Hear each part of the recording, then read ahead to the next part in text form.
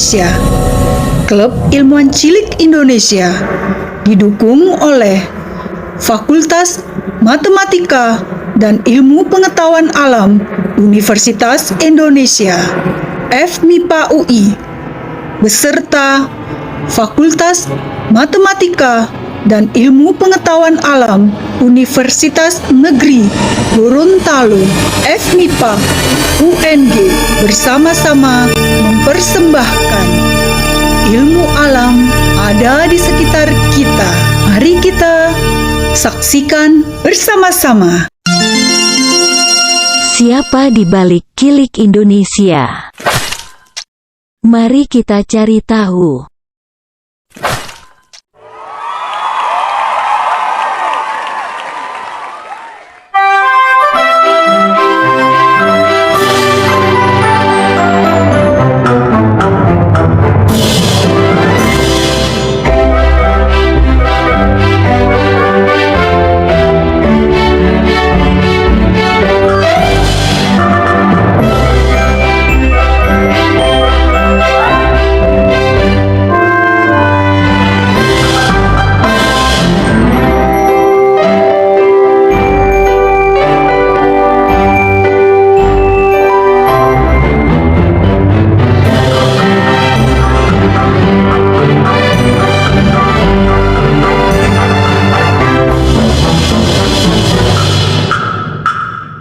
Three, two, one.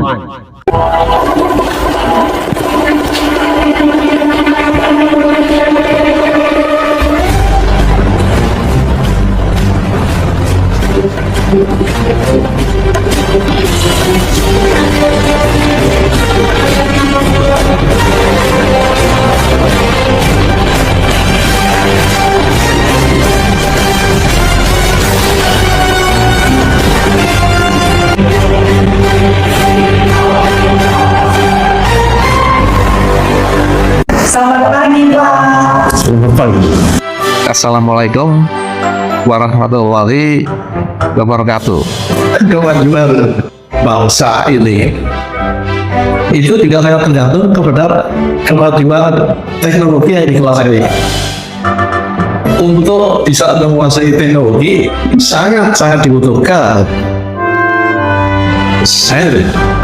Kalau bisa mentakhir ya, FMIPA itu memang mengembangkan itu. Kalau tujuan intrinsiknya ya, tujuan yang harusnya memang menghasilkan peneliti. Nah, kalau peneliti itu sebenarnya itu kan di depan di sawah untuk melakukan penelitian dalam rangka inovasi pengembangan teknologi. Nah, sehingga yang diajarkan di FMIPA itu sebenarnya bagaimana meneliti. Karena nanti kalau saatnya tiba, sedangkan kita belum punya orang-orang yang mau meneliti dengan baik, ya kita seperti sekarang lagi. Mau ngobrol-ngobrol sampai aja. Boleh. Ya. Bapak kan pernah jadi dekan FMIPA UI. 2000 sampai 2004. Sebenarnya 1999 sampai 2004. Pak kayaknya ada gitu Pak. Sebenarnya mungkin agak susah dibedakan ya antara tegas dan galak. Itu memang ya, kalau saya bekerja itu kan dengan suatu ketegasan gitu ya, peraturan yang ada ya itu harus dipenuhi. Jadi nggak bisa kita itu kerja itu sembarangan, misalnya kerja nggak selesai, nggak beres, minta honor, minta upah, kan nggak bisa. Ternyata menjadi pimpinan itu memang kadang-kadang ya bukan gampang ya. Kita butuh sesuatu itu kadang-kadang harus ternyata perjuangan itu. Nah, dalam perjuangan itu kadang-kadang kita harus ya mungkin dikatakan galak itu. Lalu untuk mengatur supaya tenaga yang kita pimpin itu menjalankan fungsinya dengan baik, ya juga harus serius. Disebut galaknya apa? Iya. Suka dukanya apa, Pak?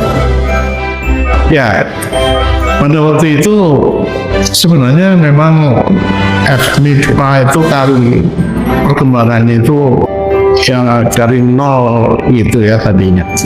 Kemudian pada waktu saya menyelidikkan itu sebenarnya apa terjadinya peralihan ke Orde Reformasi. Dulu saya sampai ikut mengawal mahasiswa ke Senayan supaya pemerintahan kita itu lebih baik, itulah prinsipnya. Itu pada masa-masa saya sebenarnya adalah terpilih sebagai dekan, menunggu adanya SK keputusan saya sebagai dekan. Itu pemerintah waktu itu keras banget. Nah, saya aktif di situ. Sebenarnya ya banyak orang yang melakukan saya lah. Bapak kan bisa menghentikan. Kalau Bapak ikut aktivitas mahasiswa bisa nggak dianggap ya? Terus soalnya berani Pak. Ya bagi saya kan nggak masalah. Karena sebenarnya kan menjadi dekan itu ya bukan sesuatu yang saya kejar gitu ya. Justru ya saya perlu untuk maju sebagai pimpinan IPB itu karena saya melihat adanya kelambanan di dalam masalah kemajuan FMIPA. FMIPA itu kan selalu mulai dianggap sebagai fakultas yang terbelakang di UI. Nggak dililis ya Pak ya? Ya, istilahnya itu adalah cost center katanya, karena tidak bisa menghasilkan dana. Oke. Nah itu sehingga memang kita kekurangan dana ya. Tapi kemudian saya kan memperjuangkan Mafi memang terbentuk sudah saya selesai di pendidikan. Tapi itu tadi rintisannya ada sejak saya termasuk Pak Omongan Bimbing itu kan kita kerjasama. Itu waktu itu sampai dibahas misalnya pendanaan ini gedung yang sekarang dipakai oleh Fakultas Farmasi itu sampai ke Majelis Uli Amanat. Nah, anehnya rencana pembangunan gedung yang ingin saya buat itu malah dinilai terlalu murah. Sehingga pertanyaannya, ini jangan-jangan 2 tahun kan bro? Nah, itu.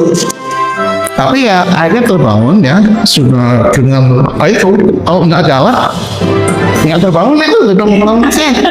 Nggak jauh nih Pak. Lalu Yang parah kan ya Pak ya? nah, itu makanya saya mendapatkan ya boleh kalau mengatakan galak apa-apa, tapi kalau saya merasanya memang kadang-kadang kita harus kerja gitu. Kalau nggak jalan-jalan Pak ya? Nggak jalan.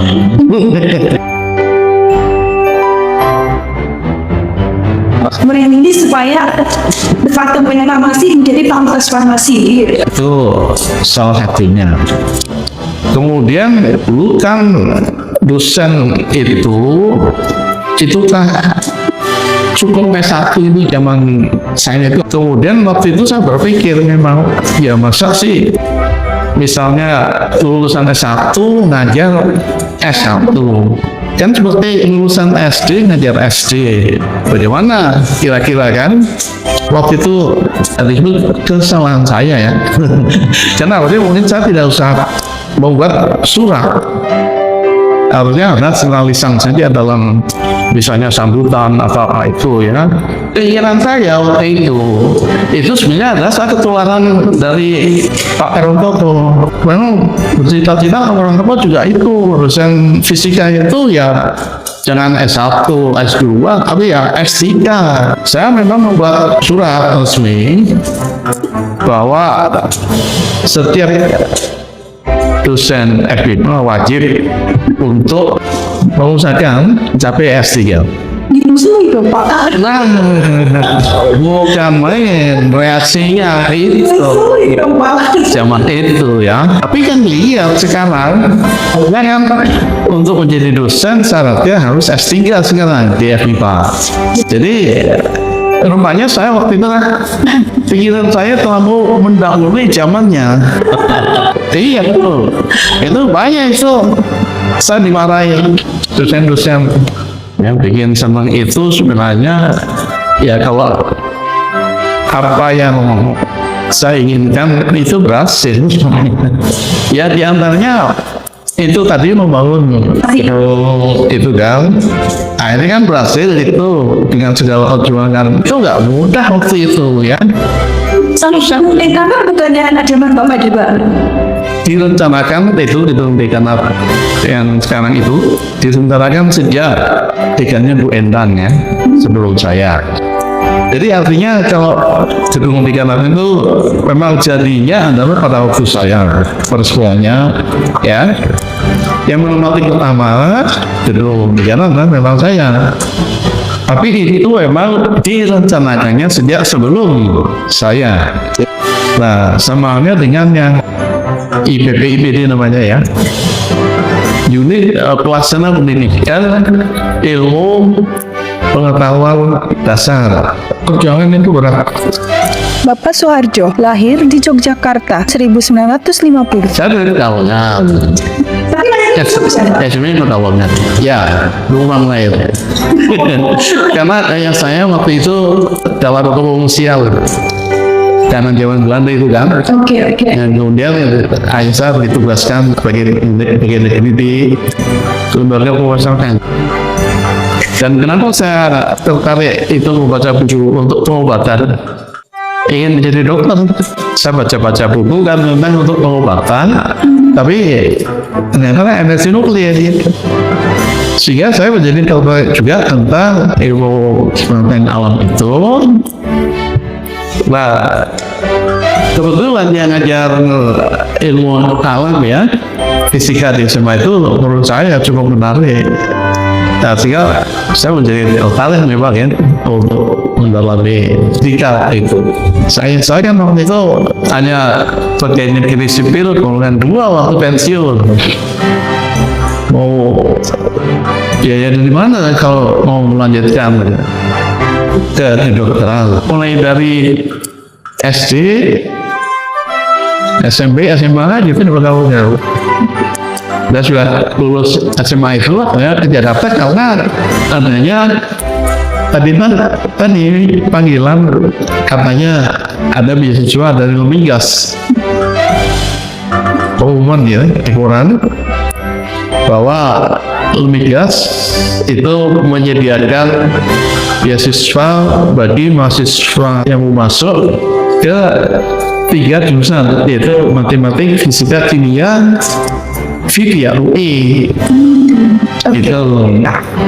Ya udah akhirnya saya dengan dana pensiun ayah saya 1 bulan saya bersiap aja ke Jakarta udah virtual saya. Di situ saya berjuang udah ya, diterima ya. Jadi tujuan saya itu lah untuk mendapatkan beasiswanya itu. Jadi dasarnya sudah senang tadi ya istilahnya atau ilmu pengetahuan alamnya itu. Tapi saya nggak tahu harus kemana. Karena kalau harus sekolah ya sesuai dengan keinginan saya ada biaya. Kemudian adanya berita bahwa ada yang memberikan beasiswa, itu yang memberikan semangat saya untuk masuk FIPA. Ya, jadi saya berjuang gitu. Ya ini alhamdulillah untuk fisika mahasiswa yang diterima itu adalah 15 orang. Dari 1 jurusan itu yang mau diberi beasiswa hanya 2. Waduh. Ya, sehingga saya untuk waktu itu harus bayar uang pangkal dulu kan. Wah ini orang tua saya terpaksa itu mengontrakin rumah yang di sana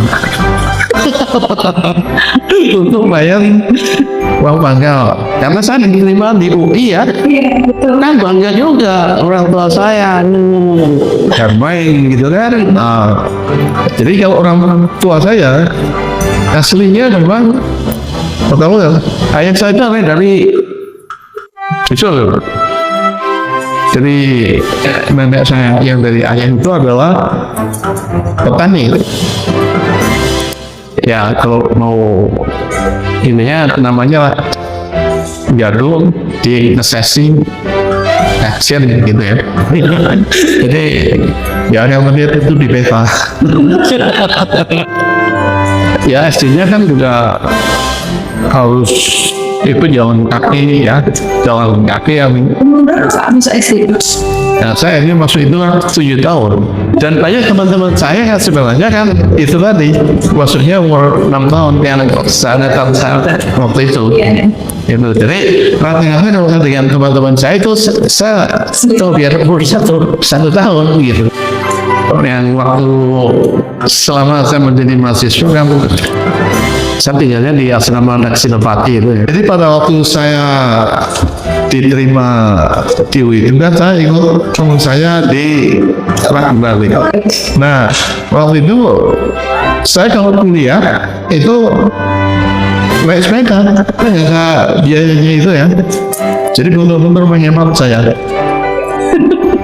Kira-kira 1 jam ya kalau nggak salah. Sampai beasiswa dari Lembagas itu keluar. Oke. Begitu beasiswa dari Lembagas keluar, itu ada rapelan itu. Malu WWN. Nah, rapelan itu saya gunakan untuk kontrak kamar. Itu gantian kawan ramah tenaga. Oke. Bersama dengan 3 orang yang lain. Waktu itu justru tingkat 1 nggak boleh masuk asrama. Saya masuk tahun 70. Ya. Lulus tahun 77. Oke. 7 tahun ya, kan? Tambah. Itu terlambatnya ada karena di tingkat 3-nya itu tulisannya nggak ada. Terus harus membuat itu skripsi dengan mudah itu juga fasilitas kan nggak ada. Pembimbingnya saya waktu itu hanya sendiri jalan nih. Ya dia karena ketidakpastian lulus atau enggak saya ini akhirnya saya mencoba melamar kerja. Saya diterima sebenarnya waktu itu ada di beberapa tempat. Akhirnya teman-teman asrama itu teman dekat saya di Fakultas Kedokteran dan sebagainya itu yang menyarankan selesaikan dulu lah sekolahnya. Terus kegiatannya apa Pak sebelum lulus itu Pak? Les privat Oh. dan jadi guru SMA. Karena bagaimanapun juga kan saya masih dibiayai dengan beasiswa itu. Beasiswa saya waktu itu 5.000 per bulan. Nah coba bayangkan uang panggangnya 10.000. Saya masih mendapatkan beasiswa itu menjadi ya kalau saya keluar juga sepertinya saya mengkhianati. Awal itu Pak. Magesu Masa pasukan. kalau orangnya tergantung cara berpikir orang itu sendiri. Jadi kalau orang itu memang sudah berpikir suram, dia mau masuk kemanapun sekolahnya tetap akan suram. Jadi bukan karena lulusannya Pak. Bukan karena bidang yang dipelajari. Tidak semua dokter itu cerah masa depannya. Tergantung orangnya. Tergantung orangnya. Bukan MIPA-nya yang madesu, bukan pendidikan MIPA-nya yang madesu, tapi orangnya yang karena pesimis. Dan pesimis itu tidak harus orang yang di MIPA. Di bidang teknik pun kalau orangnya itu pesimis, madesu. Karena masa depan itu sebenarnya ada di genggam tangan masing-masing orang. MIPA itu kan lulusannya tuh di mana-mana Pak Bidangnya. bidang pekerjaannya bisa jadi banking, Ya. bisa jadi pengusaha, terus bidangnya macam-macam Pak. Boleh jadi. Dilatihnya kan daya analisisnya.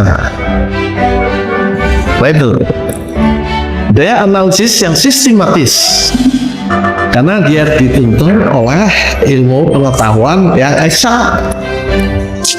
Nah, jadi dari sana bahwa nanti dia itu mampu menyesuaikan diri dengan bidang pekerjaan yang baru akan lebih cepat, mungkin akan jadi lebih baik bahkan. Jadi kalau menurut Bapak, lulusan FIPA itu ke bidang-bidang yang kemana-mana itu sebenarnya kelemahan apa kelebihan, Pak? Kelebihan itu justru kalau yang kerjanya di mana-mana, padahal dia harusnya punya spesifikasi tertentu, itu kelemahan. Tapi kalau MIPA itu yang dilakukan memang daya analisis. Di sini kelebihan justru kelebihan MIPA, sehingga anak didiknya itu akan mampu bekerja yang nanti dengan suatu penyusunan, ya kan? Memang kalau perlu melalui satu training, tapi training yang akan dialami ini lebih singkat untuk dikuasai. Cara berpikirnya ini Pak. Ya, Kecimpung di bidang pertanian justru. itu bagus, iya kan? Karena kan misalnya MIPA itu antara kan biologi. Jadi kalau mereka itu terjun ke bidang pertanian ya sudah sangat dengan mudah, dan bahkan mungkin dengan daya analisis yang lebih tinggi. Jadi bukan sekedar jadi petani biasa akhirnya. Kalau lulusan fisika UI, Pak, mana yang jadi pertanian? Menurut Bapak bisa, Pak? Bisa. Karena sebenarnya kan bagaimanapun juga nanti di dalam kita bertani seringkali kan harus memperhatikan kondisi alam, cuaca, kelembapan.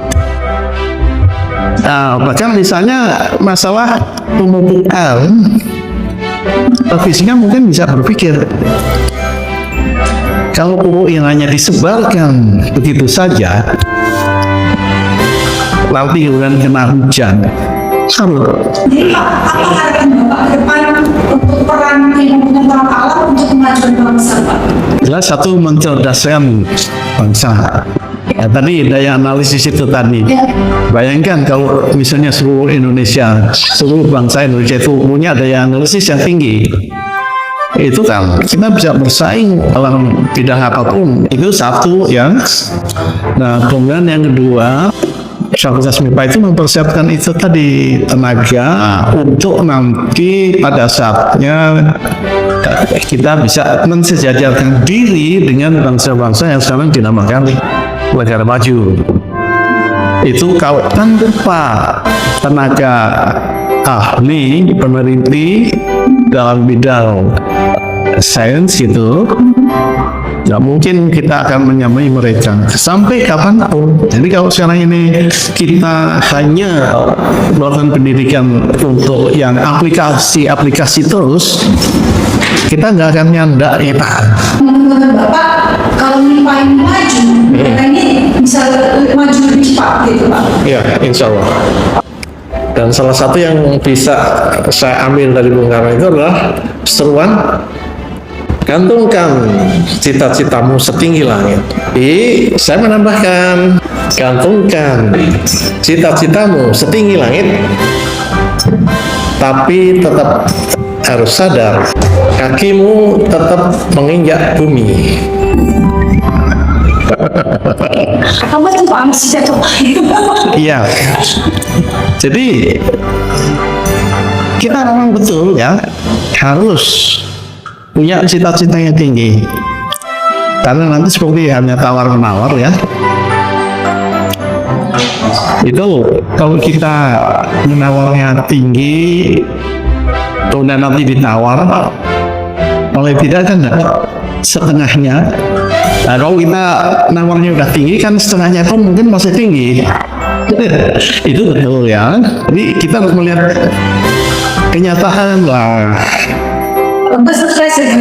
Ya, karena kalau kita memaksakan diri, nah, itu nanti kita malah frustasi. Frustasi itu adalah nggak volunteer, artinya jalan-jalan di hutan, di gunung. Yang terakhir itu pada usia segini, maksudnya itu saya di Sukabumi itu yang kebetulan itu kan menjadi geopark internasional yang diakui oleh PBB. Itu semacam itu. Jadi hanya sebagai kesenangan yang ya saya nikmati benar sih. Nah, dengan cucu itu ada saya masih mengajar S2 kimia, S2 fisika, material science ya, ngajar di Gunadarma. Rencana Bapak pergi waktu itu gimana? Kalau saya waktu itu hanya membuat malam mulai jam 7 sampai jam 10 itu adalah memang waktu yang harus untuk belajar. Itu yang nggak bisa ditawar ya. Dan itu ternyata bisa saya lakukan sampai pada waktu saya S3 karena dibiasakan gitu ya. Jadi sebenarnya memang bukan orang itu pintar dulu ya. Kalau yang udah pintar sebenarnya ya usah belajar ya. Kalau nggak pintar. Iya, jadi artinya justru orang yang merasa tidak pintar itu berusaha untuk bisa ya. Orang yang merasa tidak pintar, dia berusaha untuk bisa, bukan untuk pintar ya. Itu akan lebih sukses daripada orang yang merasa dirinya udah pintar sehingga tidak merasa tidak bisa kan karena dirinya udah pintar sehingga tidak pernah berusaha untuk bisa. Padahal yang dibutuhkan di masyarakat itu orang yang bisa melaksanakan tugas dengan baik, bisa mengerjakan pekerjaan sampai tuntas dengan hasil yang baik. Itu kan yang dikendaki masyarakat dan tadi. Jadi bukan orang yang pintar yang dicari. Itu sebenarnya ini kan bagusnya sebenarnya itu tadi ya. Nantinya si orang tua itu bukan mengalahkan kepada keinginan orang tuanya, tapi memberikan motivasi agar anak-anaknya itu tertarik pada ilmu pengetahuan.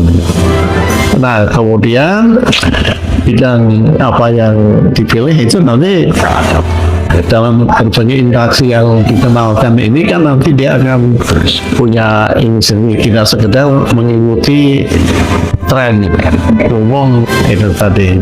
Kira-kira itu. Oke Pak, terima kasih Pak. Ya baik, terima kasih.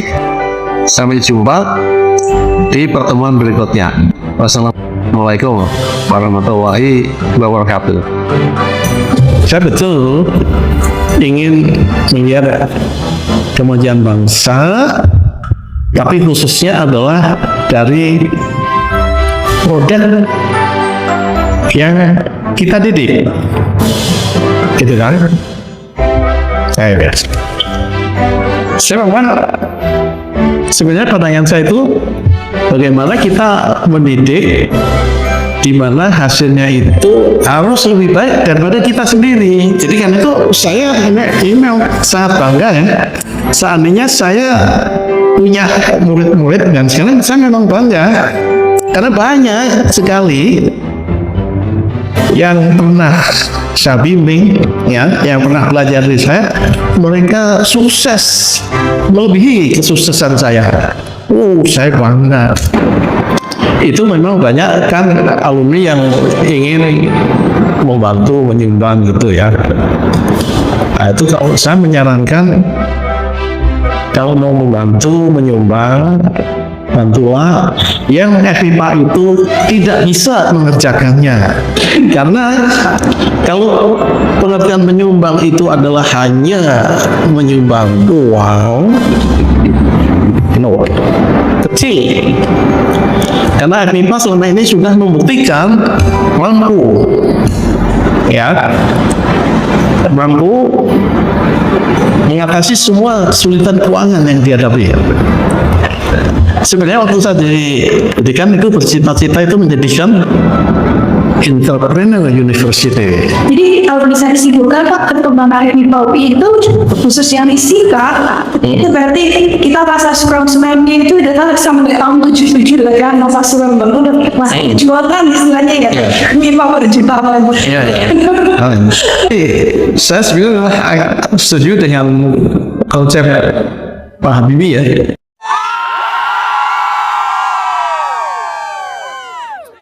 Kalau kita berpikiran negatif, itu akan menghabiskan energi percuma.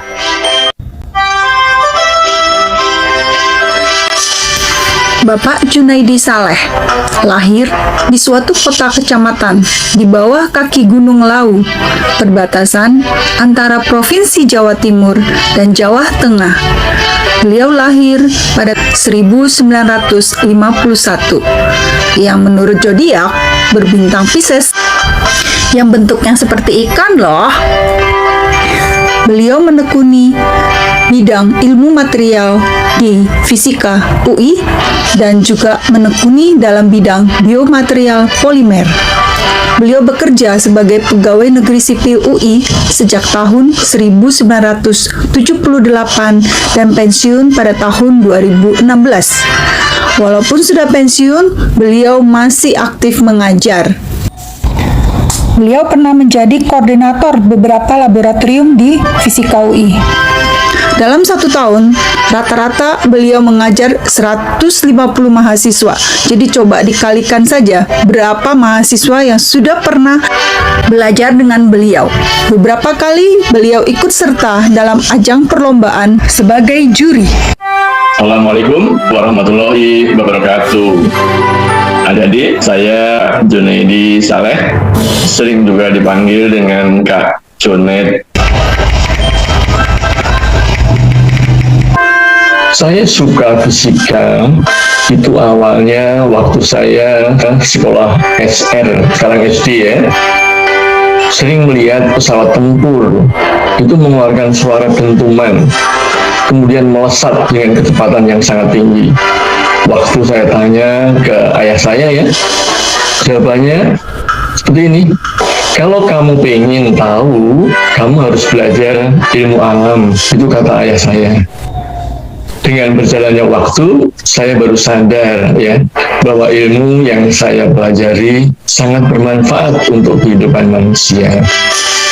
Karena di fisika itu diajarkan cara mencari solusi suatu persoalan menggunakan logika, dan sesuatu itu harus runut, yaitu mengikuti aturan yang tidak boleh lompat. Contohnya, kalau kita mau ke lantai 4 dari lantai dasar, kita lewat tangga atau kita naik lift, jangan kita lompat. Lompat bisa saja, tapi risikonya besar sekali. Fisika itu apa toh? Fisika itu adalah suatu ilmu yang mempelajari gejala alam, dan ini sudah mulai dipelajari sejak manusia lahir di muka bumi.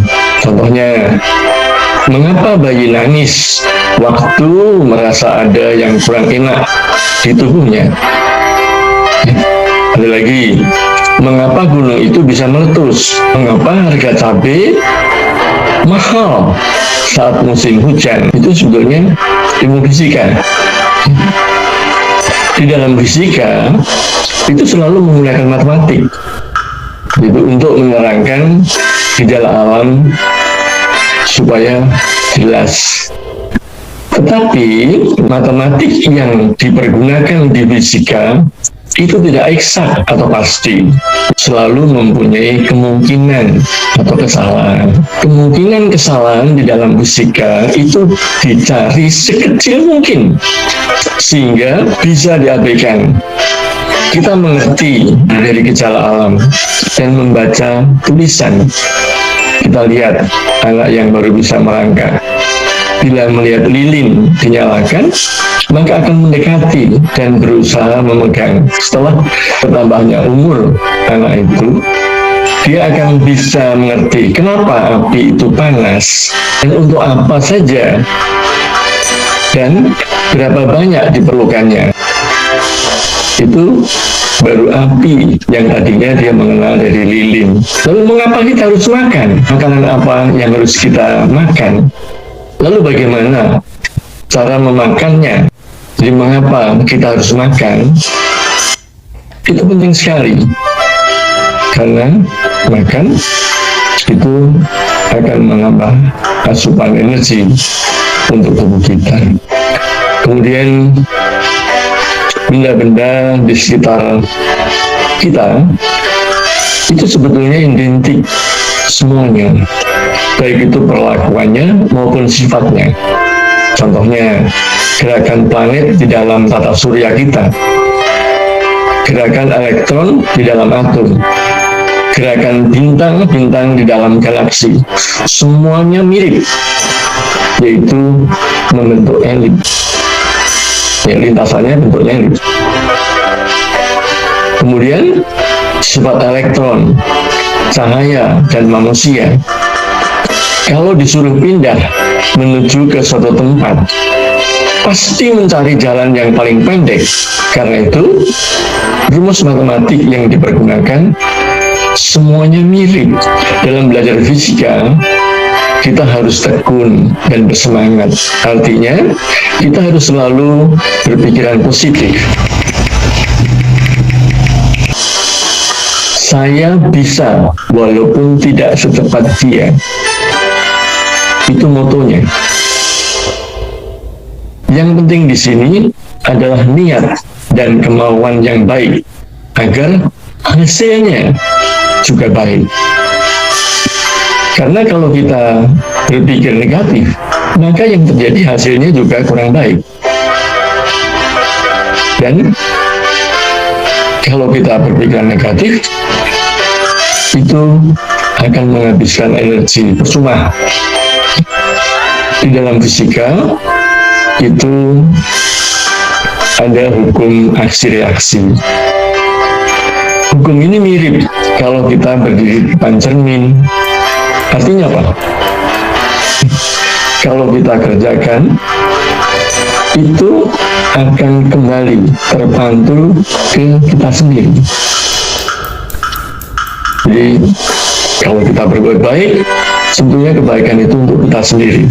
Tapi kalau kita berbuat jahat, ya kita akan kena kejahatan itu sendiri. Ya seperti itulah.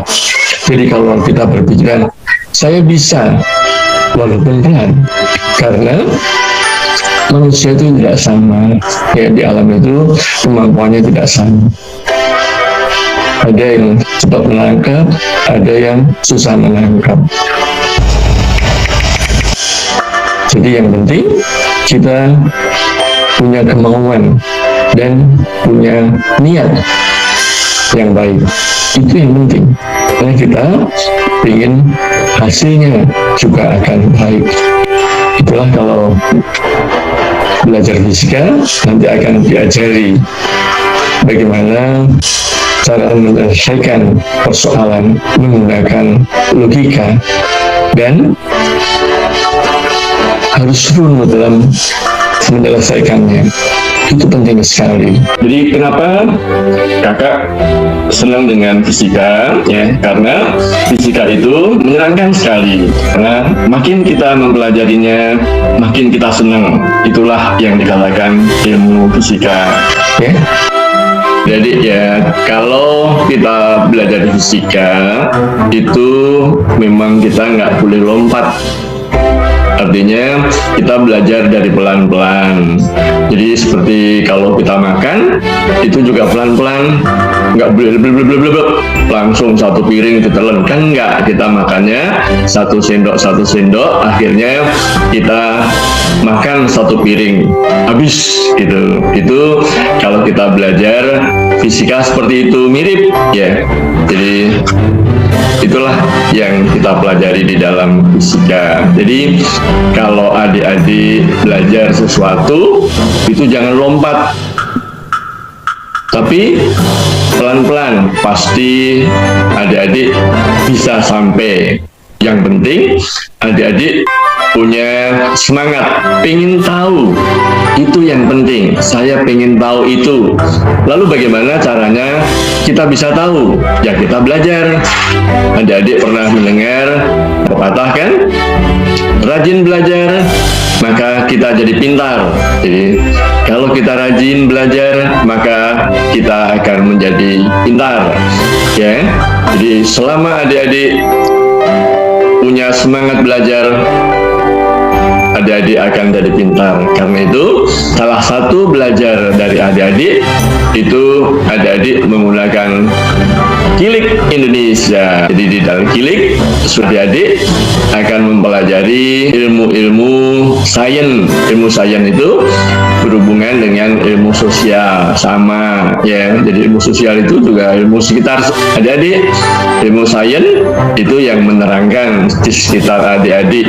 Kenapa seperti itu? Yang penting adik-adik punya semangat belajar. Saya bisa walaupun pelan, itu semangat.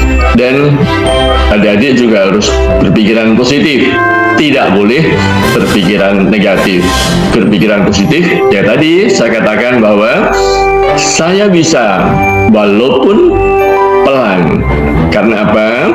Karena manusia itu mempunyai keadaan atau sifat-sifat yang berbeda, atau mempunyai kemampuan yang berbeda-beda. Yang penting kita punya pikiran, saya disuruh pindah dari sini ke sana, saya akan sampai di sana walaupun pelan, tapi saya sampai. Itulah yang dikatakan salah satu ilmu fisika itu seperti itu. Ya, kalau kita lompat juga bisa, tapi kalau lompat itu sakit, ya kan? Bisa-bisa masuk rumah sakit. Ya, oke, adik-adik, selamat belajar, terus belajar. Salah satunya kita belajar menggunakan Kilik Indonesia. Ayo adik-adik, kita rame-rame belajar menggunakan Kilik Indonesia. Oke, salam dari saya.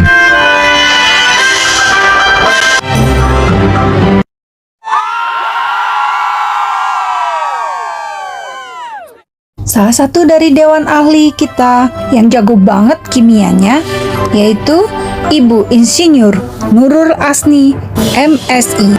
Ini dia sedikit kesibukan beliau menjadi asesor bersama-sama dengan rekan dan dosen serta bakti sosial di Depok sebagai bagian dari pengabdian masyarakat. Beliau juga masih meluangkan waktu untuk piknik bersama dengan keluarga beliau. Di tengah-tengah kesibukan beliau masih menyempatkan diri sebagai Dewan Ahli Kilik Indonesia, terutama untuk bidang yang terkait dengan kimia. Nah, mari kita simak apa saja sih pengalaman beliau dan apa saja yang sudah dilakukan oleh beliau. Yuk kita lihat yuk. Assalamualaikum warahmatullahi wabarakatuh. Salam sejahtera untuk kita semua. Saya Nurul Asni, biasa dipanggil dengan Kak Asni. Saya menyelesaikan pendidikan saya di kota kelahiran saya, yaitu Palembang, dari SD sampai dengan S1. Kemudian saya melanjutkan S2 saya di kota Bogor, yaitu di Institut Pertanian Bogor. Saya mengambil teknologi industri pertanian. Saat ini saya berkarir sebagai dosen tetap di Akademi Kimia Analisa Raka Nusantara, dan saya juga pernah mengajar di 3 Instrumentasi UI dan dosen luar biasa di Universitas Gunadarma. Hobi saya itu adalah traveling dan baca buku. Dan untuk menunjang karir saya terkait dengan hard skill dan soft skill saya mengikuti beberapa pelatihan. Misalkan pelatihan mengenai instrumentasi, pelatihan mengenai analis titrimetri. Kemudian untuk menunjang saya sebagai asesor LSP Kimia Industri, saya mengikuti beberapa pelatihan yang dikeluarkan sertifikatnya oleh BNSP, yaitu pelatihan sebagai seorang trainer dan juga sebagai asesor. Dan untuk pembelajaran saya juga mengikuti pelatihan mengenai penjaminan mutu dan K3 di laboratorium. Moto saya akan terus belajar dan belajar, kemudian saya akan mencoba. Tanpa kita mencoba, kita nggak tahu sampai di mana kemampuan kita. Kalau untuk hasil, saya pikir tidak ada manusia yang sempurna. Saya mempelajari kimia karena menurut saya kimia itu sangat menarik ya. Kenapa? Karena dalam kehidupan kita sehari-hari, kita banyak menggunakan bahan-bahan atau senyawa kimia. Dari mulai kita makan ya, makanan kita itu mengandung protein, lemak, dan karbohidrat. Kemudian juga kita misalkan menggunakan barang-barang yang terbuat dari plastik, logam, dan lain sebagainya. Nah, yuk adik-adik, mari kita bergabung, belajar bersama di Kilik Indonesia. Di Kilik Indonesia nanti adik-adik akan dibimbing oleh kakak-kakak ya yang ahli di bidangnya. Saya tunggu ya adik-adik semuanya untuk belajar bersama di Kilik Indonesia. Assalamualaikum warahmatullahi wabarakatuh.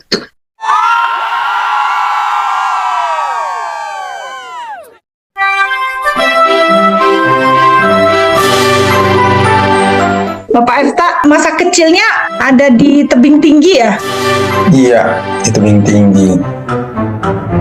Saya orang yang senang berjalan-jalan. Jadi lahirnya itu di Desa Pagarjati, Kecamatan Kikim dulunya, kemudian itu masuk wilayah Kabupaten Lahat. Itu masa kecil saya sampai sekitar umur 4 tahun, pindah ke Palembang. Nah, di Palembang, TK di Palembang, kemudian masuk SD kelas 1, masih di Palembang. Nah, setelah kelas 2, pindah ke tebing tinggi di Kabupaten Lahat lagi.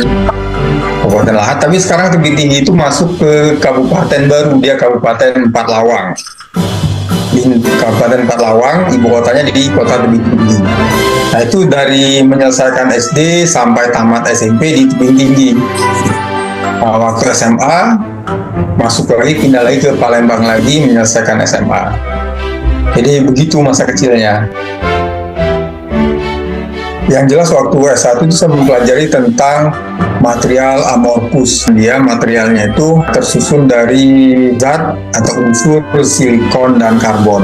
Yang dilihat itu adalah efek gerak atomiknya, itu gerak vibrasinya, sifat vibrasi yang ada di material amorphous silikon dan amorphous karbon. Yang saya masukin itu adalah bidang fisika materi terkondensasi kalau di Indonesia, namanya kalau di bahasa aslinya condensed matter physics. Kalau dulu kan ada fisika murni. Nah, fisika murni itu ya salah satu yang bisa dipelajari adalah tentang yang condensed matter physics tadi.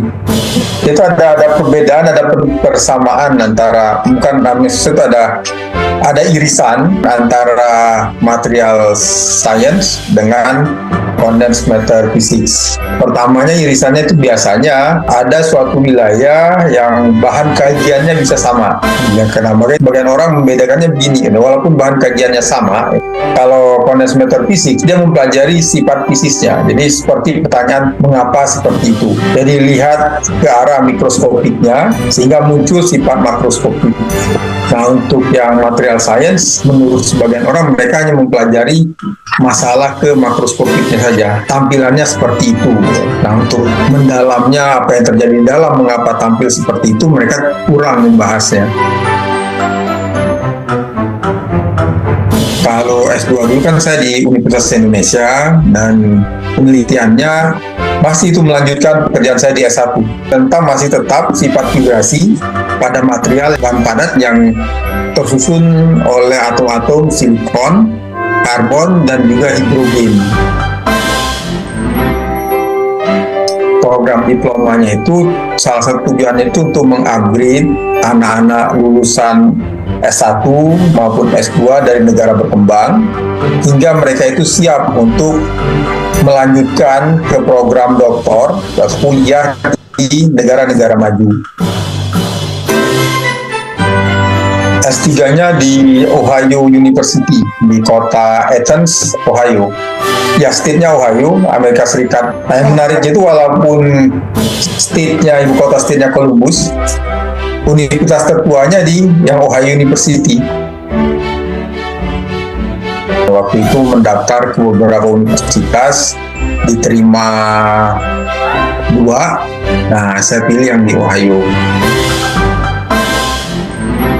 Menurut saya daerah ini menarik. Nah, salah satunya itu Ohio. Kemudian tuh ada waktu di ICTP itu diceritakan oleh semacam kepala sekolahnya tentang alumni-alumninya sudah kemana saja. Nah, kemudian di Ohio itu, di angkatan saya, waktu di ICTP, ada satu orang, satu atau dua orang sudah diterima di situ. Nah, dia sudah diterima di situ, jadi kalau misalkan saya ke sana, saya sudah ada teman, salah satunya. Karena kan saya baru daftar di tahun berikutnya. Kalau waktu di ICTP itu ya dianjurkan, sangat dianjurkan untuk segera mencari sekolah gitu. Setelah selesai di ICTP, langsung melanjutkan S3 di negara maju. Jadi saya pilih universitas yang syaratnya saya mencukupi. Kemudian saya tidak perlu mencari syarat-syarat tambahan, karena kalau untuk memenuhi syarat-syarat baru lagi saya harus mengeluarkan biaya ekstra. Jadi saya harus berusaha tidak hidup mewah. Jadi kita harus berusaha sedikit untuk realistis, membuat pengeluaran tidak terlalu besar untuk mencari sekolahnya. Kemudian di situ saya kontak dulu kampusnya. Oh, ternyata program yang saya inginkan di sana juga ada. Ya, itu yang utama. Jadi yang ketika saya masuk ya, selain dari segi ekonomis, kalau misalkan kupon saya sudah ada 560, ada universitas mensyaratkan 565, ya saya tidak akan daftar ke situ. Saya akan daftar yang terpaling tinggi 560 gitu. Transfer muatan melalui molekul. Nah, molekul yang dibahas kan molekul DNA. Jadi kita yang mempelajari bagaimana elektron atau pembawa arus listrik itu merambat, bergerak di sepanjang satu molekul. Nah, molekul yang dibahas adalah molekul DNA. DNA itu kan beragam, macam-macam, dan di setiap makhluk hidup yang dia bersel, dia kan ada DNA-nya. Bukan, kan memang DNA-nya itu kan dari makhluk hidup, jadi itu dari molekul biologis. Tapi ada juga molekul sintetis karena bisa dibuat orang. Nah, tetapi yang kita bahas adalah tentang sifat fisikanya. Jadi fisika itu semua dia mempelajari tentang hal-hal yang di luar roh, sesuatu yang real, yang fisiknya ada. Arus listrik bisa mengalir di kabel. Nah, di sini kabelnya diganti dengan molekul DNA. Jadi bagaimana arus listrik itu mengalir di molekul DNA.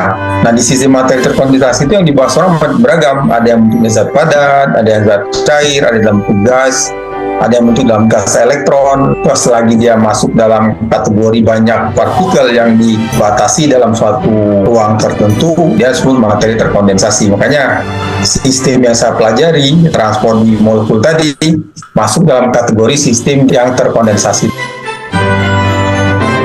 Nah, kalau kita lihat adik-adik, jadi dalam belajar tentang sains itu menarik, ya kan, sangat bermanfaat. Walaupun bagi sebagian orang susah, memang itu normal. Ada hal-hal tertentu yang bagi sebagian orang susah, bagi sebagian orang lain mudah. Yang jelas jangan patah semangat dalam belajar. Kata orang kan sesuatu itu ada waktunya. Jadi kadang-kadang kita belajar suatu tuh perasa susah sekali, tapi pas saatnya kita akan mengerti, itu menjadi sangat mudah di saat yang tepat. Dan juga kita jangan menyerah. Kalau kita menyerah ya susah juga, karena kita sudah susah memprediksi kapan kita akan berhasil. Jadi kalau kita mengerjakan sesuatu, usahakan bekerja dengan tekun. Ya, kita tekuni, walaupun kita jangan juga, kata orang itu, meletakkan semua telur di satu keranjang. Jadi kita harus juga punya yang istilahnya plan B. Ya. Kalau misalnya itu benar-benar gagal, ya kita tidak ikut tenggelam terlalu dalam, karena ada hal lain lagi yang bisa menjadi penyelamat kita. Nah, kenapa kalau belajar ilmu alam itu gunanya sangat banyak? Karena ya bagaimanapun dia kita hidup di alam. Jadi kalau kita tahu tentang alam, kita bisa memahami, menjelaskan mengapa itu terjadi. Jadi kalau kita lihat, kita mengagumi ciptaan Tuhan. Jadi kita tahu, misalkan kalau kita tahu pelangi, kalau pelangi itu mengapa bisa seperti itu? Karena kita tahu bahwa cahaya matahari itu terdiri dari banyak panjang gelombang, ya panjang gelombangnya kontinu spektrumnya, kemudian ternyata cahaya tadi untuk panjang gelombang yang berbeda, ketika dia melewati suatu material, dia akan dibelokkan atau dia mempunyai indeks gas yang berbeda, sehingga dia akan dibelokkan di sudut yang berbeda. Jadi ketika ketika dia keluar dari tempat yang lain, sebelah lain, maka dia akan terpisah. Cahaya yang awalnya kelihatan seperti putih, yaitu penggabungan dari banyak cahaya. Ketika dia lewat titik-titik air setelah hujan, dia akan dipisahkan menjadi warnanya sendiri-sendiri. Nah, saat kita melihat, oh, pelangi itu indah, jadi kita tahu, oh, pelangi itu begitu. Kenapa ketika matahari biasa saja tanpa hujan tidak ada pelangi, setelah ada hujan ada pelangi yang tampaknya sangat indah. Itu untuk menikmati keindahan alam. Jadi kalau dalam belajar apapun juga, melakukan apapun juga, pantang menyerah, coba terus, karena kata orang sih kegagalan itu adalah keberhasilan yang tertunda. Jadi kalau kamu misalkan mencoba sesuatu, misal belajar sepeda, sekali jatuh kamu berhenti, ya kamu tidak akan pernah bisa bersepeda. Tapi kamu terus belajar, pada suatu saat kamu akan tahu bagaimana cara mengendalikan dengan sepeda. Awalnya mungkin tertati-tati, agak miring-miring sedikit, semakin lama semakin lancar, bisa agak ngebur sedikit. Kemudian ada juga yang lebih lancar lagi, dia bisa bersepeda tanpa memegang stangnya dan sambil dada-dada memperlihatkan kepada temannya betapa pandainya dia bersepeda. Itu dia dapatkan itu karena ya terus berlatih dan rajin berlatih. Kalau misalkan awalnya dia menyerah, sekali coba menyerah, ya sudah, dia tidak bisa bersepeda. Itu saja. Jadi untuk saat ini, dan juga jangan lupa syukuri apa yang ada. Kilik ini banyak manfaatnya karena kan ilmu yang luas tadi bisa dibahas, bisa melihat bagaimana teman-teman aktivitasnya, ada menggambar, ada belajar, kemudian bisa melihat juga teman-teman dari daerah lain, sehingga ya selain dapat pembekalan tentang ilmu alam, ya kan ada juga berlatih tentang matematika, dan juga bisa berinteraksi dengan teman dari seluruh Indonesia, walaupun untuk saat ini masih secara daring.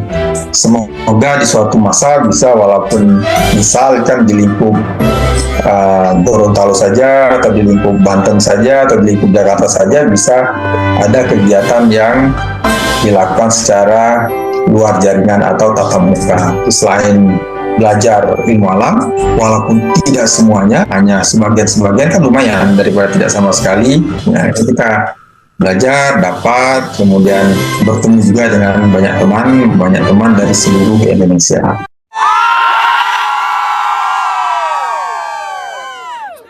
Assalamualaikum warahmatullahi wabarakatuh. Halo sobat-sobat Kilik Indonesia. Perkenalkan, nama saya Enen Wikana. Saya adalah salah satu dari tim ahli di Kilik Indonesia. Saya lulusan Geografi UI, angkatan 91, seangkatan dengan Kak Sriyanti. Saya lahir di Karawang 1971. Saya menyelesaikan pendidikan SD di Karawang, SMP di Karawang, sampai SMA masih tetap di Karawang. Kemudian saya melanjutkan di Universitas Indonesia Depok, dan sekarang saya berprofesi sebagai guru IPS di SMP Ratul Janah Cilegon. Saya pernah mengajar di SMA Karisma Karawang, ya, sebagai guru matematika dan fisika. Kemudian juga saya pernah mengajar juga di Sekolah Tinggi Ilmu Manajemen dan Komputer Karisma, ya, sebagai pengajar kalkulus dan TRO. Kemudian ke tahun 2004 saya pindah ke Cilegon dan mulai mengajar di tahun 2005 di SDIT Radatul Jana sebagai guru IPS selama 2 tahun, dan kemudian pindah mengajar di SMP IT Raudatul Jana pada tahun 2007 sampai sekarang. Sekarang saya masih mengajar di SMP IT Raudatul Jana sebagai guru IPS. Alhamdulillah saya sudah memiliki 2 putri yang sudah dewasa, ya, sudah besar-besar. 2 putri yang sudah, satu menyelesaikan kuliahnya di UI juga di sastra Korea dan sekarang sedang melanjutkan di Universitas Ihwa ya, Korea Selatan. Kemudian yang kedua melanjutkan pendidikan di S1 di BINUS BSD, ambil jurusan akuntansi. Banyak yang bertanya kok bisa saya terjun di Kilik gitu ya. Awalnya saya tidak menyangka kalau saya akan bergabung di tim Kilik ini. Waktu itu saya udah lama lost contact sama Kak Sri ya, nggak pernah kontek-kontekan. Tiba-tiba ada telepon masuk, diangkat, ternyata Kak Sri itu, dan mengajak bergabung untuk menjadi salah satu tim ahli di Kilik. Awalnya sih bukan tim ahli, tapi dimintai tolong untuk jadi juri pada saat itu. Nah, senang ya ketemu teman lama, ngobrol-ngobrol dan ngobrolin macam-macam dan ngobrolin Kilik gitu kan, bahas tentang Kilik.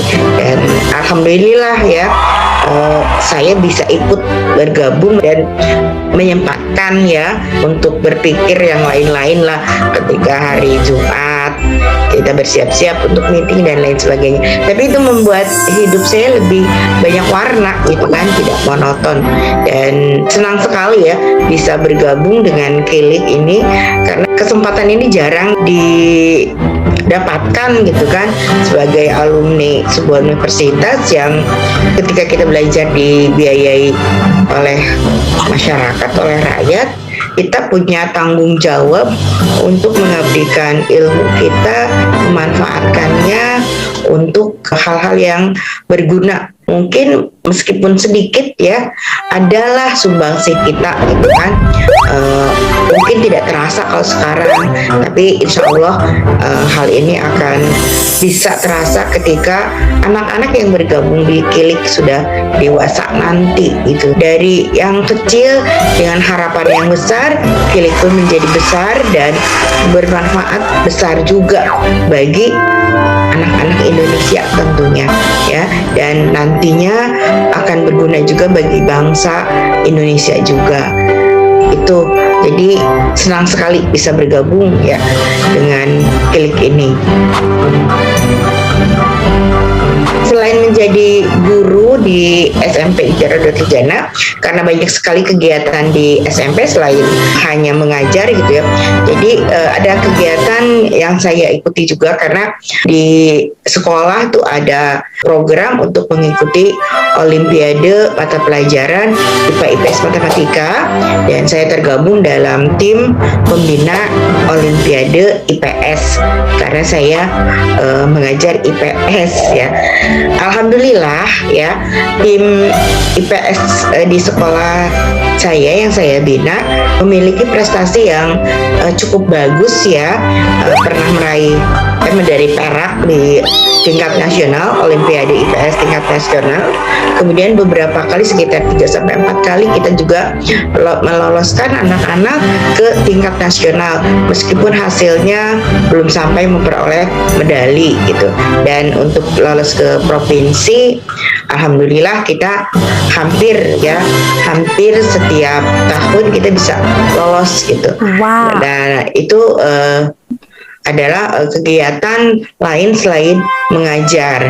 Kemudian juga saya ikut juga ya di grup MGMP, guru mata pelajaran di Kota Cilegon, dan meskipun hanya anggota ya, saya juga insya Allah lebih aktif dan ikut ya, misalnya dalam penyusunan administrasi guru dan lain sebagainya, atau pembuatan soal-soal untuk ulangan umum ya, ulangan bersama gitu kan, biasanya seperti itu.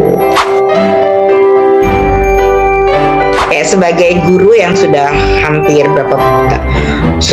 17 tahun ya, saya mengajar jadi guru IPS ya, alhamdulillah ya sudah mendapat sertifikasi untuk guru IPS. Jadi mudah-mudahan sertifikasi ini bisa memacu dan memicu ya untuk lebih maju lagi gitu mungkin dalam kegiatan-kegiatan mengajar. banyak sekali perbedaan antara mengajar anak kecil, ya, anak-anak, dengan mengajar orang dewasa. Jadi tantangannya berbeda ketika kita menjadi, sebutlah dosen gitu ya. Yang harus kita siapkan adalah materi yang benar-benar harus kita kuasai, yang jangan sampai ada celah ketika mahasiswa bertanya gitu kan. Biasanya capek dicari materi dan untuk menjelaskannya, cara kita menjelaskannya seperti apa agar istilahnya bapak-bapak yang baru pulang kerja itu bisa ngerti gitu. Nah, kemudian ketika mengajar anak SD, tantangannya adalah apa? Tantangannya adalah bagaimana mereka bisa paham apa yang kita bicarakan. Karena bahasa orang dewasa dengan bahasa anak-anak itu berbeda. Kadang-kadang yang dimaksud sama kita A, tapi yang ditangkap sama mereka B. Itu jadi setahun 2 tahun masih agak kagok lah ya, yang biasa ketemu sama orang dewasa dan ketemu anak-anak.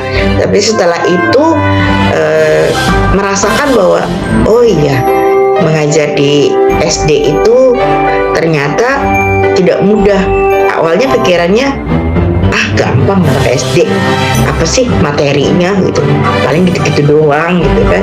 Tapi ternyata tantangannya berbeda, bukan soal materi, tapi bagaimana cara menguasai mereka, menguasai hal dalam hal ini adalah bagaimana cara menguasai pola pikir mereka itu kan, supaya sama dengan apa yang kita pikirkan itu. Dan itu PR banget buat saya waktu itu ya. Seiring waktu berjalan ya, seorang guru memang harus dituntut orang yang sabar kayak ya.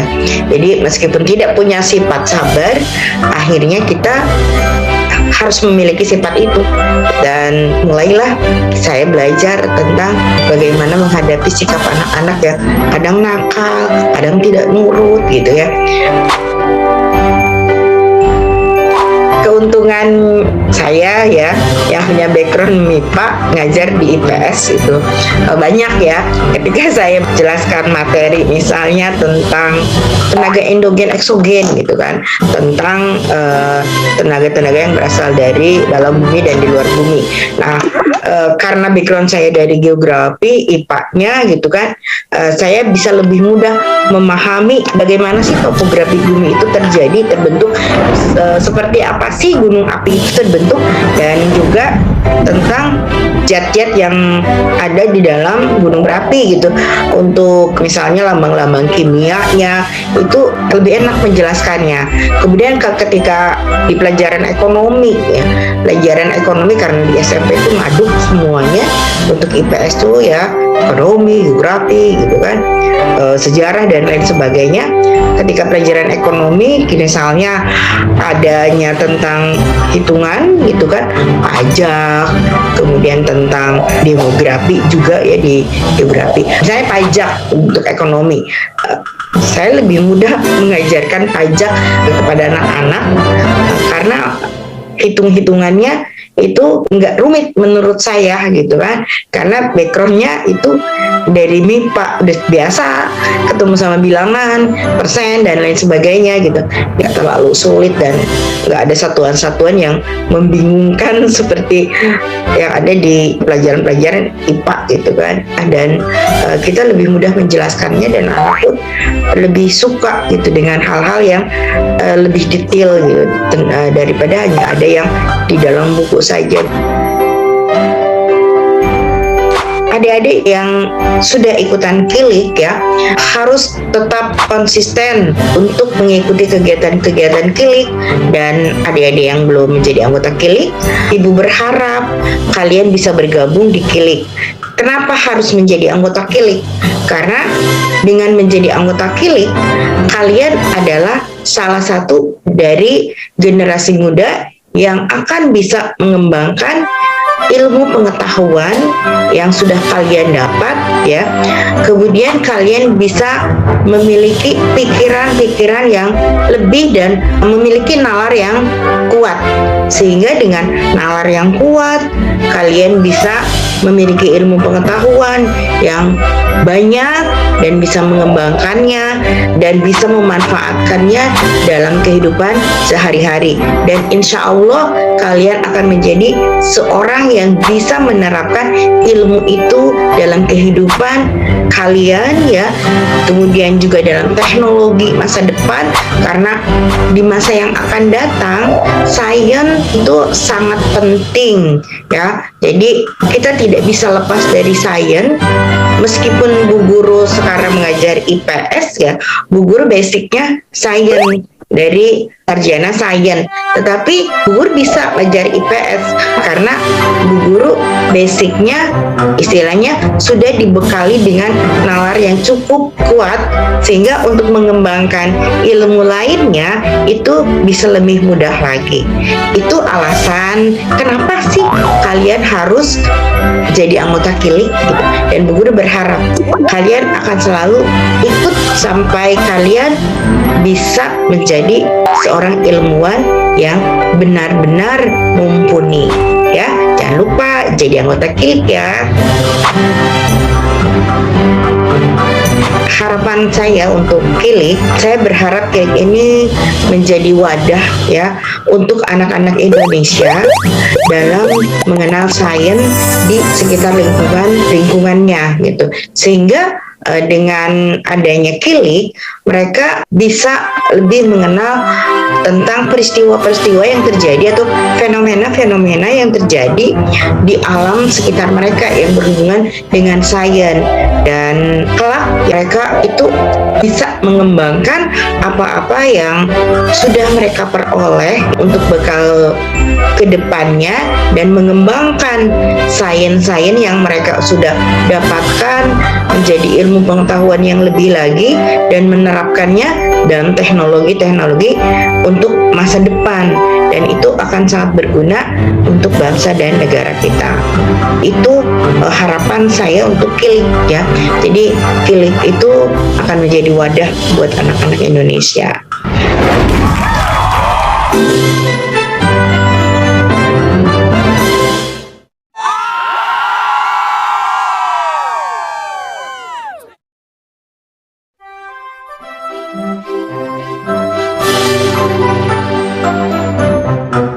Nama saya Muhammad Yahya, lahir di Gorontalo tahun 74.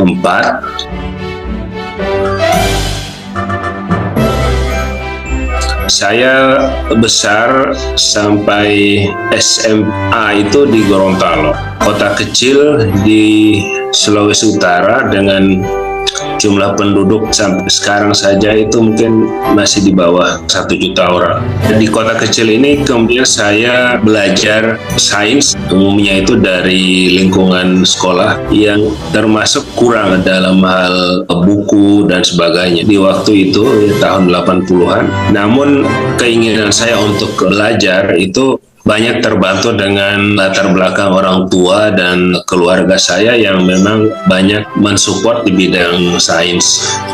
Nah, kondisi itu bertahan sampai SMP, di mana saya belajar masih di sekitaran daerah saya itu di kota Gorontalo, sehingga ilmu yang saya dapatkan itu belum terlalu berkembang, mengingat juga waktu itu lingkungan Gorontalo yang masih terkebelakang.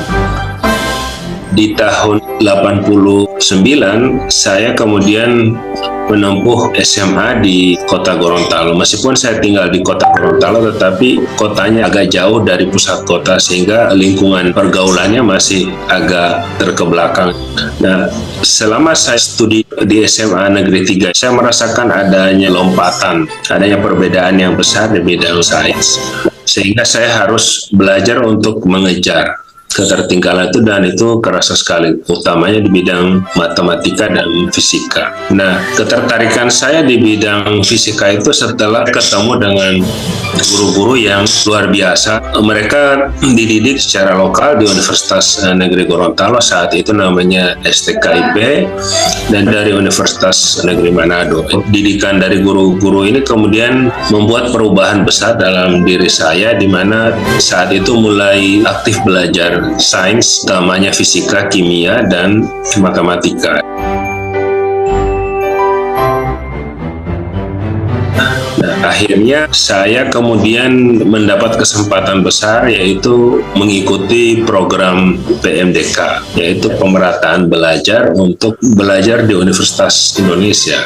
Saya kemudian memilih pilihan pertamanya fisika. Banyak teman-teman dari berbagai daerah itu yang belajar di Universitas Indonesia pada tahun 91, yaitu ada Prof. Efta yang ada di Klub Ilmuwan Cilik ini, dan juga teman-teman dari Manado, dari NTT.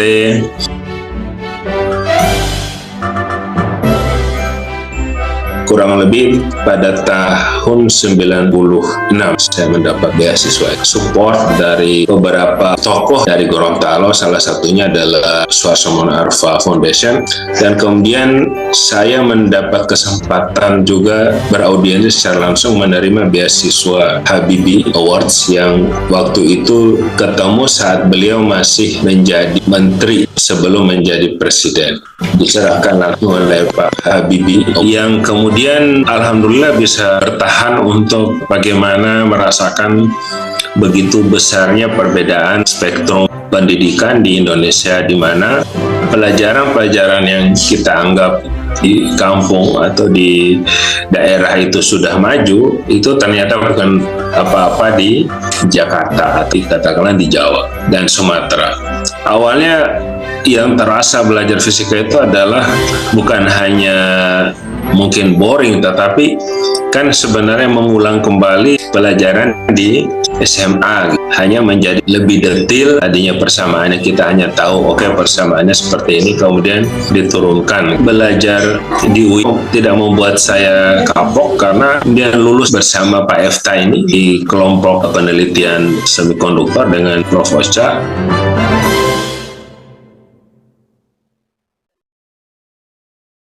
Kemudian kami tertantang untuk belajar lagi, yang mungkin saat itu ditunjang oleh keadaan ekonomi Indonesia yang memang lagi di ujung tanduk tahun 97 ya. Kemudian kami harus memilih, ada yang meneruskan studi atau ada yang harus mencari pekerjaan. Saya kemudian mencari peruntukan untuk bekerja di kampung. Saya menjadi dosen tahun 99, dosen tetap, yaitu di Universitas Negeri Gorontalo, saat itu namanya masih STKIP. Perbedaan yang besar antara pendidikan di UI dan di STKIP itu sampai saat itu masih sangat jomplang ya, terasa sekali. Sehingga salah satu kehadiran dosen dari luar itu membuat anak-anak mahasiswa di pendidikan fisika itu khawatir bahwa mereka tidak bisa mengikuti pelajaran, dan itu terbukti dengan saya termasuk mendapat banyak keluhan di mana mahasiswa itu nggak ngerti sama sekali apa yang kita sampaikan, bahkan dengan cara penyampaian yang sudah kita coba perbaiki pun masih terdapat banyak kegagalan di dalam mahasiswa itu bisa menangkap pelajarannya. Nah, banyak hal yang menjadi latar belakang kenapa mahasiswa itu sulit untuk belajar fisika, ya salah satunya adalah pendidikan kita itu di berbagai tingkatan itu ya berat, utamanya di bidang saya tertinggal. Sebagai dosen, latar belakang saya kemudian untuk memperbaiki, saya melanjutkan studi ke ITB, mengambil studi di bidang fotonika dengan Profesor Chia dan lulus tahun 2004. Di ITB saya berkesempatan mengunjungi negeri Belanda, tepatnya di University of Twente. Tahun 2003 saya sempat bekerja dengan yang namanya optical communication yang berbasis polimer. Jadi saat itu tahun 2003 di Belanda itu ada sebuah institusi institut namanya Mesa Plus Institute. Ya, bekerja untuk menghadirkan teknologi di masa depan yang berbasis polimer. Ya, masa depan yang dibicarakan adalah perkembangan telekomunikasi ya yang cepat dan murah. Nah, tahun 2004 itu saya kemudian melamar, setelah lulus dari ITB saya melamar untuk mendapatkan beasiswa ke Jerman melalui program namanya DAAD ya, atau Badan Pertukaran Ilmiah Jerman. Alhamdulillah saya mendapat beasiswa tahun 2005 dan kemudian berangkat tahun 2006 ke Jerman, studi di University of Mainz, tapi saya bekerja di atau melakukan risetnya di dekat sekali dari universitas di lokasi yang sama, namanya Max Planck Institute for Polymer Research, di mana pekerjaan polimer yang tadinya saya kerjakan di ITB dan selama 3 bulan di Mesa Plus di Twente, saya lanjutkan di Jerman, kota Mainz.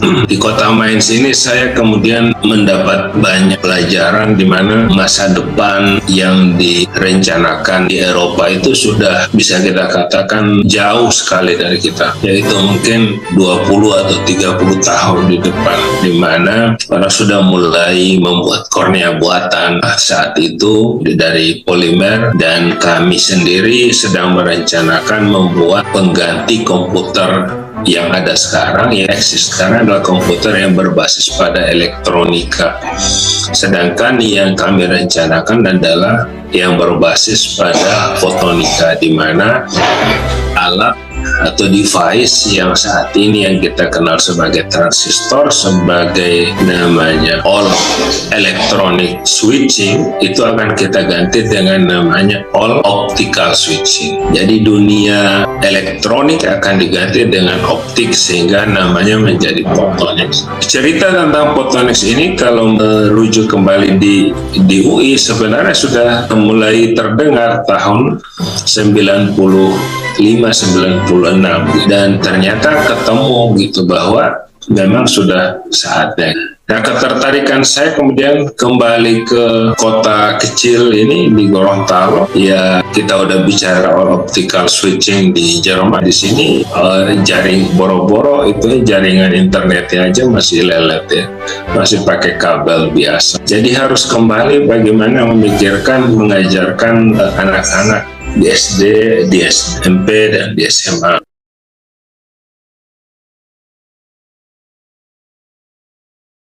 Pendidikan fisika itu merupakan pendidikan yang tetap menjadi momok di mana-mana dan sampai sekarang, sehingga saya kemudian sangat bersyukur sekali bisa menjadi bagian dari klub ilmuwan cilik ini yang diperkenalkan oleh Ibu Srianti, yang juga teman alumni FMIPA UI. Ketertarikan ini alhamdulillah membawa kita untuk sama-sama mengembangkan diri sendiri, kemudian mahasiswa, dan insya Allah bisa berhasil membawa MIPA menjadi pelopor dalam pembangunan sains dan juga basis dari perkembangan ilmu dan teknologi Indonesia ke depannya. Dan insya Allah tidak menjadi masa depan suram ya, jadi masa depannya menjadi cemerlang semuanya. Amin. Kilik ini merupakan sebuah wadah yang harus kita bangun sama-sama. Kenapa? Karena semua stakeholder itu bisa ikutan untuk mengembangkan diri di sini, yaitu bagaimana mengajarkan sains ya, khususnya MIPA gitu ya, yaitu matematika dan ilmu pengetahuan. Kami sangat terbuka untuk Anda semua bisa terlibat dalam klub ilmuwan cilik. Begitu banyak hal yang perlu kita lakukan, jadi kita butuh begitu banyak tangan untuk bekerja. Selamat bergabung, kami tunggu.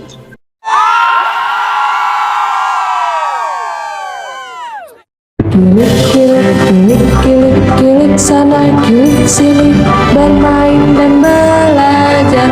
Oh yeah, simsalabim, kilik-kilik jadi apa?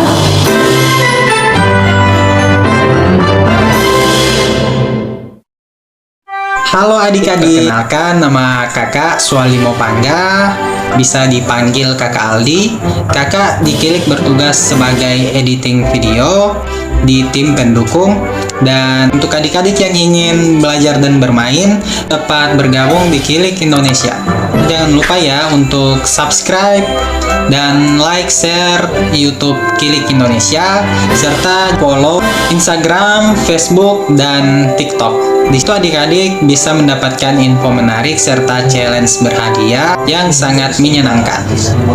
Halo adik-adik, perkenalkan nama kakak Srianti Bauna, kakak mahasiswa Universitas Negeri Gorontalo. Di Kilik kakak sebagai tim pendukung Kilik, terutama di bagian pemegang akun TikTok. Jadi adik-adik jangan lupa follow akun TikTok Kilik Indonesia. Di situ adik-adik akan melihat kegiatan-kegiatan teman-teman Kilik Indonesia. Salam dari kami, Kilik Indonesia.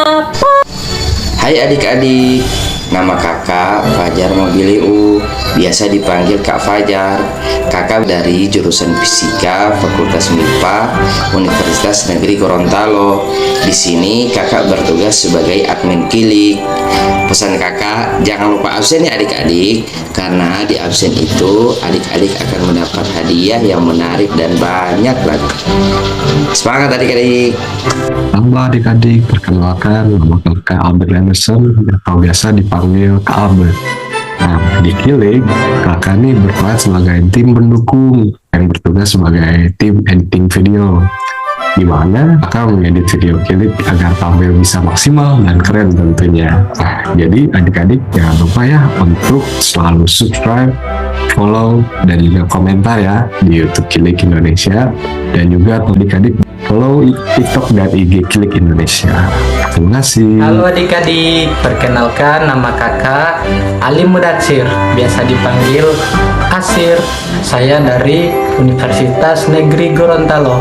Saya di Kilik sebagai pemegang akun Facebook dan Instagram. Jadi adik-adik jangan lupa follow akun Facebook dan Instagram Kilik. Terima kasih adik-adik. Hai adik-adik, perkenalkan nama kakak Sofirin Nurimam, dan saat ini kakak sedang menjalani perkuliahan di Universitas Indonesia dengan jurusan Fisika. Dan di sini kakak sebagai tim pendukung Kilik yang khususnya di bagian editing video. Jadi tugas kakak yaitu mengedit video sehingga video yang adik-adik lihat menjadi lebih menarik dan adik-adik menjadi lebih suka dalam belajar pembelajarannya. Jadi pesan kakak tetap konsisten belajar di Kilik ya adik-adik, dan jangan lupa untuk ajak teman-teman yang lainnya untuk bergabung dan belajar di Kilik juga. Salabim, Kilik-Kilik jadi apa? Nama saya Vira, saya adalah mahasiswi jurusan penciptaan musik Institut Seni Indonesia Yogyakarta, dan saya di sini adalah arranger dari lagu Mars Kilik. Jadi lagu ini telah saya aransemen dengan irama yang terdengar menyenangkan dan playful ya. Harapannya saat mendengar atau menyanyikan lagu ini dapat meningkatkan semangat belajar dari adik-adik Kilik. Halo semuanya, nama aku Angela, aku yang biasa nyuarain adik. Aku tinggalnya di Jakarta, aku juga kuliah di BINUS. Aku contohin deh. Halo semua, nama aku Adik. Dadah!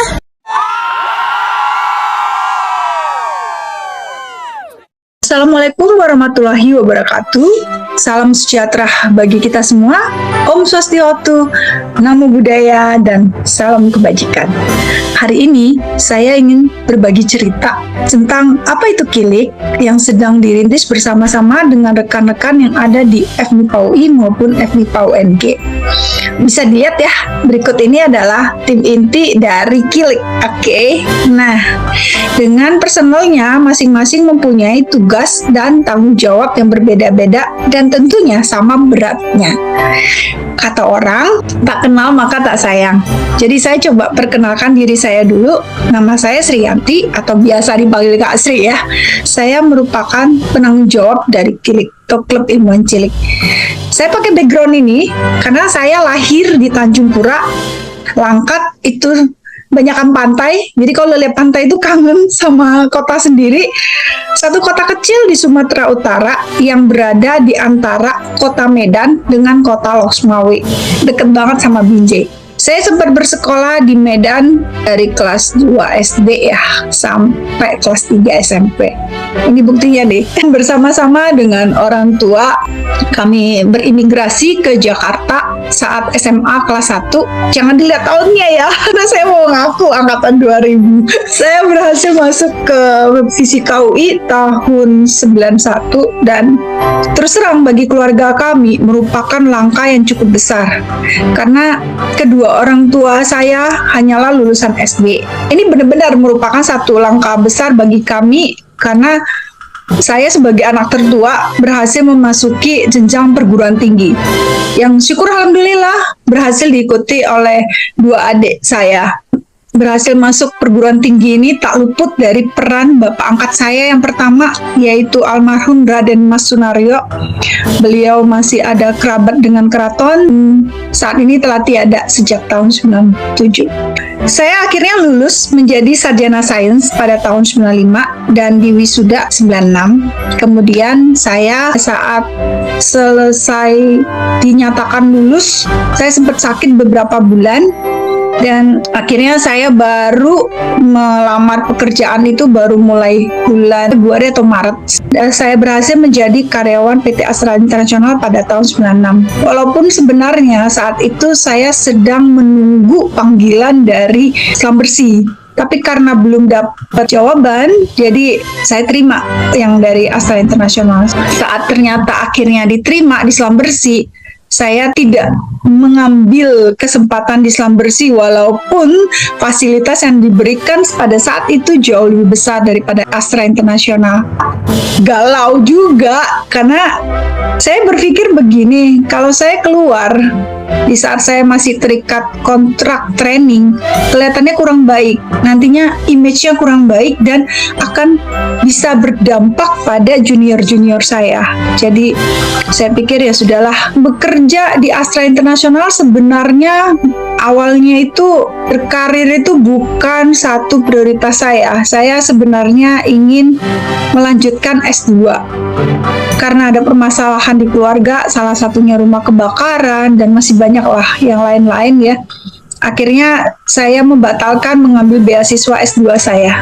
Kalau katanya disayangkan, ya mungkin ini udah di jalan yang di atas ya. Kita tidak bisa bilang bahwa ini salah, ini benar, ini baik, ini kurang baik. Karena setelah kita menjalani, kita baru tahu, oh ini toh maksud yang di atas untuk kita. Setelah saya memutuskan untuk berkarir dan tidak melanjutkan kuliah, maka saya merubah rencana saya.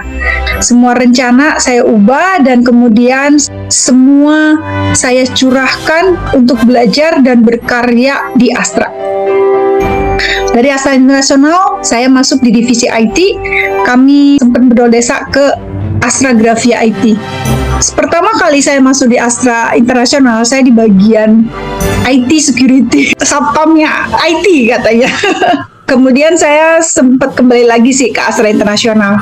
Saya sempat menjalani training MMA, Man Management Astra, ASMP, Astra Supervisor Management Program, dan kemudian AMMP, Astra Manager Management Program, dan ini semua bekal manajemen yang luar biasa bagi saya.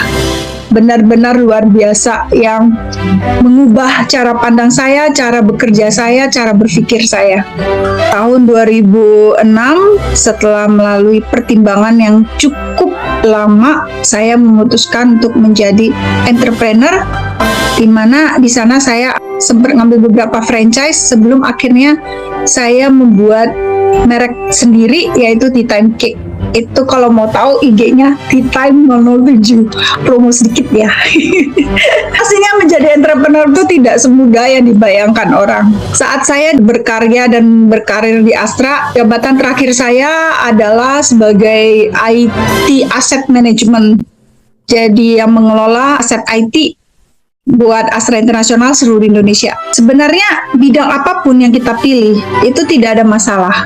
Mau jadi dosen, mau berkarya sebagai entrepreneur, mau berkarir sebagai profesional, tidak ada yang salah dan tidak bisa dikatakan bahwa ini yang lebih baik, itu yang lebih baik.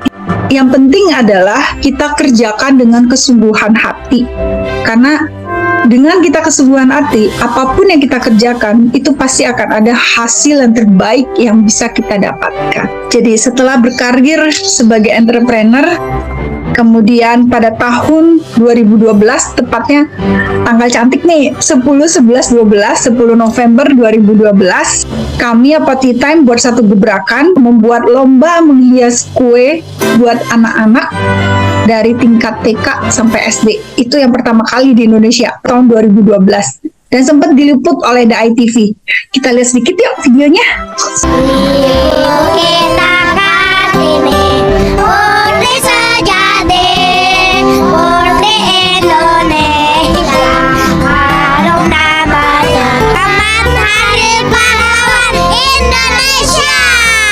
Hidup Indonesia Merdeka.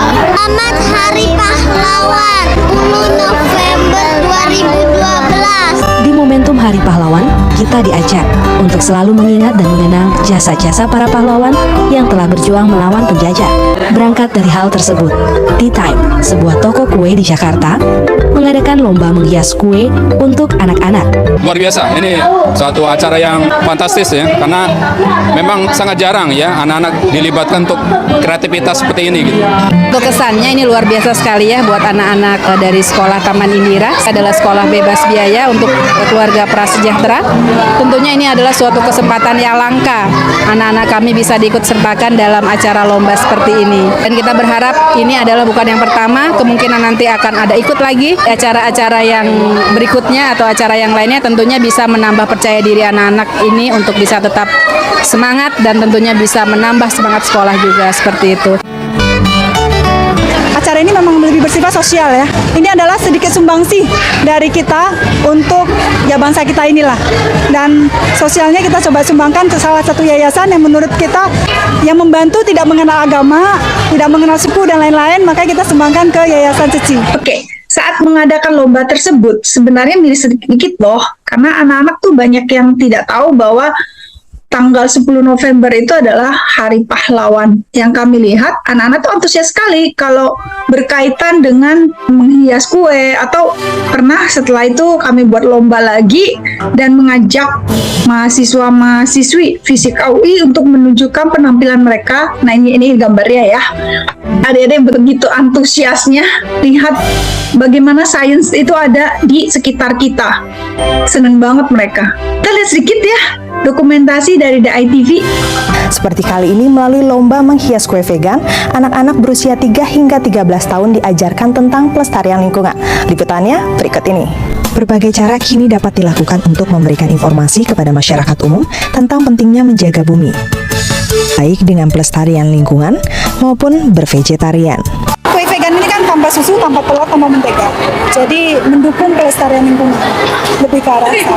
Dengan kreativitas, mereka pun mulai menghias kue. Meski sesekali anak-anak merasa kesulitan, namun rona bahagia terpancar dari paras mungil mereka. Saya selalu punya prinsip bahwa dimanapun kita berada, maka lakukanlah yang terbaik yang bisa dilakukan. Sekali lagi, syukur alhamdulillah, Omitofo, ternyata Tea Time Cake akhirnya diliput oleh Metro TV pada tahun 2014. You now can still eat cakes and chocolates with no worry.